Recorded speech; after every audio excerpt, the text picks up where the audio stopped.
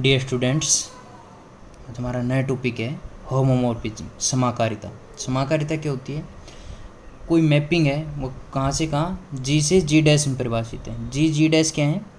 जी coma star एक group है और जी डैश और ये कोई दूसरी संख्या ओ है। ठीक है, तो ये एक ग्रुप है, ये भी एक ग्रुप है।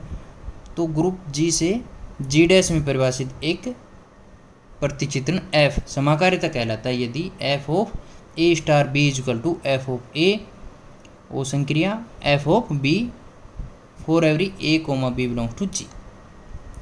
ठीक है, इस प्रकार अगर हो तो वो क्या कहलाता है? होमोमॉर्फिज्म। एंडोमॉर्फिज्म अंतरकारिता क्या होता है? ये एक तरीके से समाकारिता ही है, बस इसमें डिफरेंस इतना है कि जो मैपिंग एफ है ये जी से जी में ही परिभाषित होता है। यहाँ क्या था? जी से जी डैश में, बस इतना डिफरेंस है। तो जी कोमा स्टार से जी कोमा स्टार में ही परिभाषित समाकारिता अंतरकारिता कहलाती है। ठीक है ना, ये समाकारिता की डेफिनेशन है, वही होमोमॉर्फिज्म, बस ये जी से जी में परिभाषित है, तो इसे हम अंतरकारिता या एंडोमॉर्फिज्म कहते हैं। अब एक एक की समाकारिता मोनोमॉर्फिज्म, या इसको हम कह सकते हैं वन वन होमोमॉर्फिज्म। इसमें क्या होगा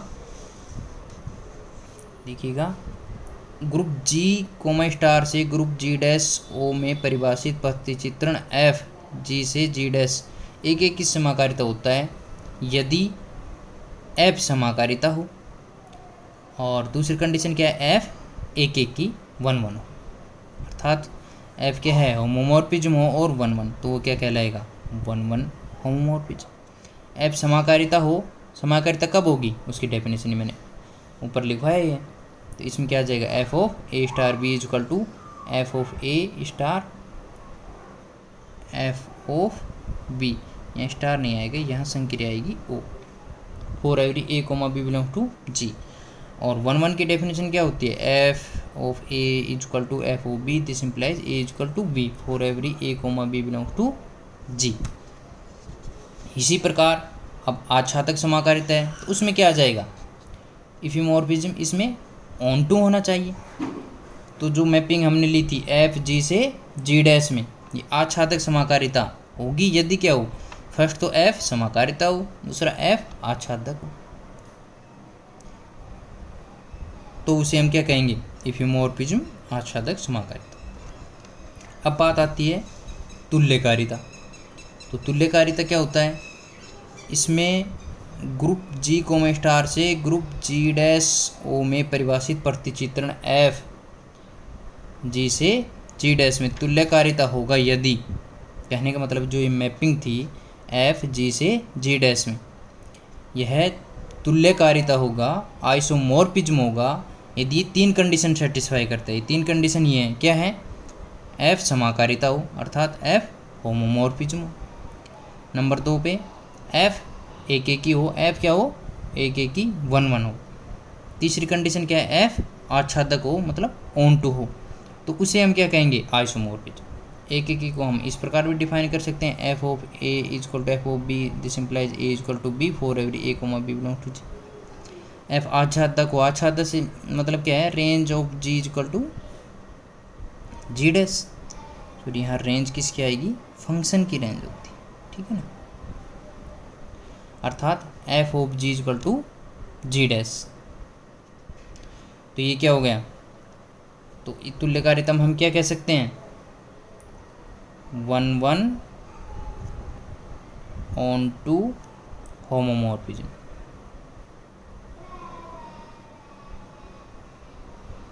ठीक है, होमोमॉर्फिज्म हो वो कैसे हो? वन वन और ऑन टू, तो उसको हम क्या कहेंगे? आइसोमॉर्फिज्म। नेक्स्ट डेफिनेशन आती है ऑटोमॉर्फिज्म।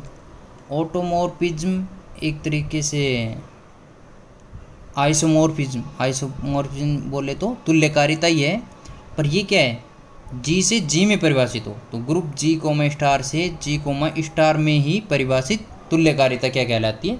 स्वीकारिता, ऑटोमॉर्फिज्म। ठीक है ना, ये कुछ नया है, बस ये है कि जी से जी में ही परिभाषित हो, तो उसे हम ऑटोमॉर्फिज्म कहते हैं। अब बात आती है तुल्यकारी ग्रुप, आइसोमॉर्फिक ग्रुप। यदि ग्रुप जी कोमा स्टार से जी डैश ओ में परिभाषित प्रतिचित्रण तुल्यकारिता हो, तो ग्रुप जी डैश का तुल्यकारी ग्रुप कहलाता है। जिसका संकेत क्या है, जी आइसोमॉर्फिक जी डैश। कुछ नहीं, जो हमारी मैपिंग थी एफ जी से जी डैश में, वो क्या हो, तुल्यकारी हो, तो जी और जी डैश आपस में क्या कहलाएंगे, तुल्यकारी ग्रुप, और ये एफ क्या कहलाएगा, तुल्यकारी आइसोमॉर्फिज्म। अब बात आती है समाकारिता की अष्टी, kernel of homomorphism. Important definition है, माना एफ जी से जी डैश में समाकारिता है, होमोमॉर्फिज्म, तथा ई डैश ग्रुप जी डैश का क्या है, तत्समक अवयव है, तब निम्न समुच्चय समाकारिता की अष्टी कहलाता है। ये क्या होता है, K is equal to X belong to G, अर्थात इस सेट में किसके अवयव आएंगे, जी के अवयव आएंगे, एक्स बिलोंग टू जी। ये एक्स क्या है, एक्स पे कंडीशन क्या है कि F x is equal to E dash, G के वो एलिमेंट जो जी डैश के किस एलिमेंट से मैप हो रहे हैं, ई डैश से, तो वो क्या कहलाएंगे, समाकारिता की अष्टी। अर्थात इसको इस प्रकार समझ सकते हैं, ये माना कि हमारा कोई ग्रुप है, जी डैश भी ग्रुप है, एक मैपिंग एफ इस प्रकार डिफाइन है। अब ये ई डैश क्या है, इसका तत्समक अवयव है, तो माना कि ये तीन एलिमेंट क्या हैं, जी डैश से ई डैश से संबंध है, तो A1, A2, A3 ये क्या हो जाएगा, इस होमोमॉर्फिज्म का कर्नल हो जाएगा। अर्थात वो एलिमेंट आएंगे कर्नल में जो जी डैश के तत्समक अवयव से संबद्ध है, अर्थात ई डैश के पूर्व प्रतिबिंब, ई डैश के पूर्व प्रतिबिंब जितने भी हैं वो सभी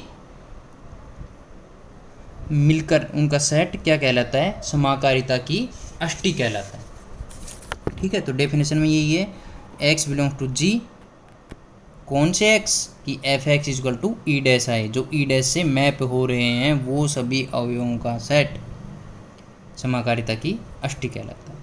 एक एग्जांपल देखते हैं हम, सी प्लस कॉम्प्लेक्स नंबर है, सी प्लस ये ग्रुप है, तथा आर प्लस रियल नंबर, तो प्रतिचित्रण एफ सी से आर में, अभी देखो चेक करते हैं क्या क्या है क्या क्या नहीं है। तो एफ सी से आर में परिभाषित किस प्रकार परिभाषित है, f x plus iota y is equal to x, मतलब यहाँ हमने कॉम्प्लेक्स नंबर लिया तो वो किससे संबंध हो रहा है, एक्स रियल नंबर, ठीक है ना।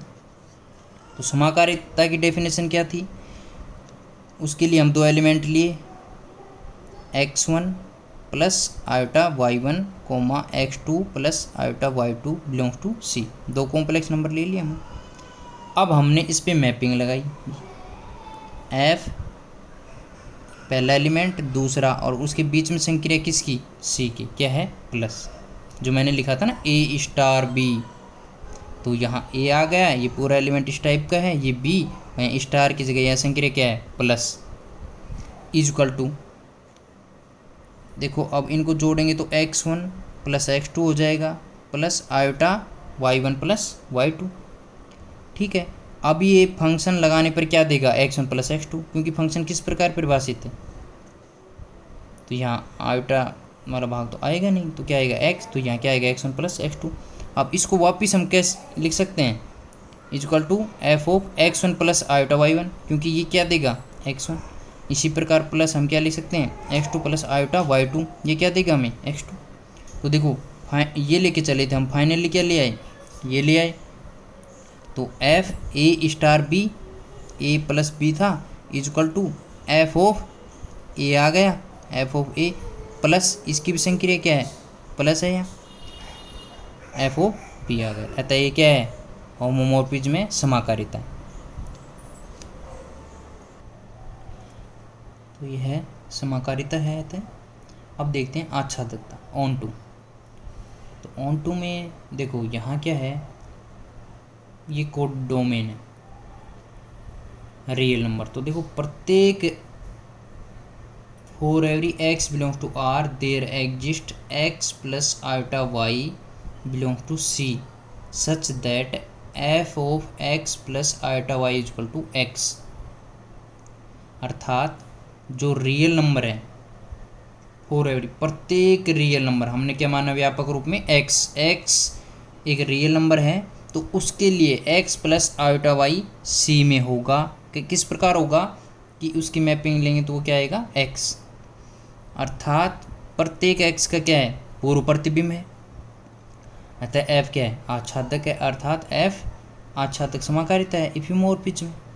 या 1-1 होगा नहीं, क्योंकि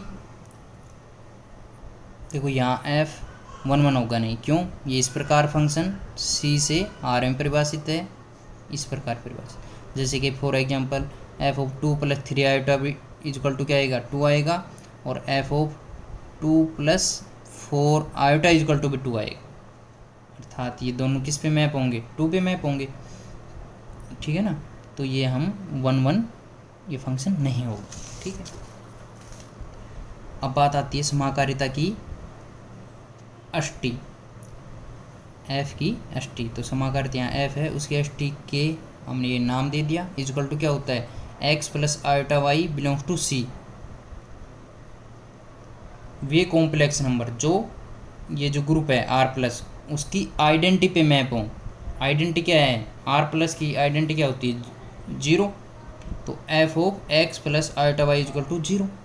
तो 0 कब आएगा जब हम एक्स को क्या ले लें 0, अर्थात काल्पनिक संख्याओं का समुच्चय। x इक्वल टू तो 0 हो गया, तो अब ये संख्या कैसी यहाँ 0 रखने पर ये आयोटा वाई बचा, तो अर्थात k इक्वल टू ये सेट किया जाएगा आयोटा वाई, अर्थात काल्पनिक संख्याओं का समुच्चय। Thank you.